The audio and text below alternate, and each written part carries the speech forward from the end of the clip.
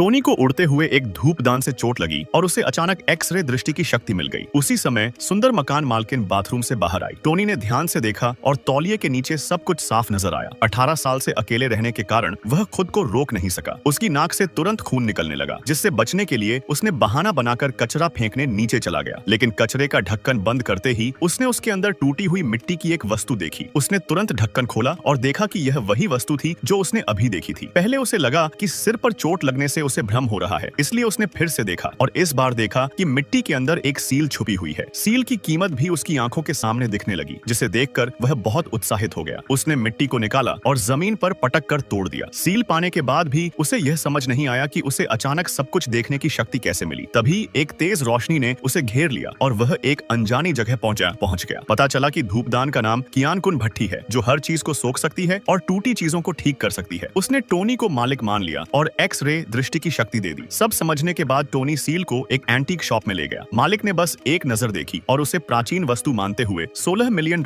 देने की पेशकश की। इस तरह टोनी 3000 महीने से सीधा करोड़पति बन गया। उसे यह जानकर और भी हैरानी हुई कि कियान-कुन भट्टी वस्तुओं की मरम्मत कर सकती है। उसी वक्त मकान मालकिन ने उसे एक टूटा हुआ पारिवारिक जेड लॉकेट दिया, जिसकी कीमत $1 लाख थी। भट्टी से मरम्मत के बाद उसकी कीमत 2 लाख हो गई। इससे टोनी को और आत्मविश्वास मिला और उसने 3000 रुपए महीने की नौकरी छोड़ने का निर्णय लिया। लेकिन उसके मालिक ने वेतन देने से इनकार कर दिया, कहकर कि उसने पूरा महीना काम नहीं किया। यह सुनकर टोनी गुस्से में आ गया, लेकिन तभी मालिक ने उसके हाथ में जेड लॉकेट देखा और लालच में आकर उसे ऊंचे दाम में खरीदने की पेशकश की। लेकिन मौका देखकर उसने असली लॉकेट की जगह नकली रख दिया और दावा किया कि इसकी कीमत सिर्फ $20 है। टोनी ने अपनी एक्स-रे दृष्टि से धोखाधड़ी पहचान ली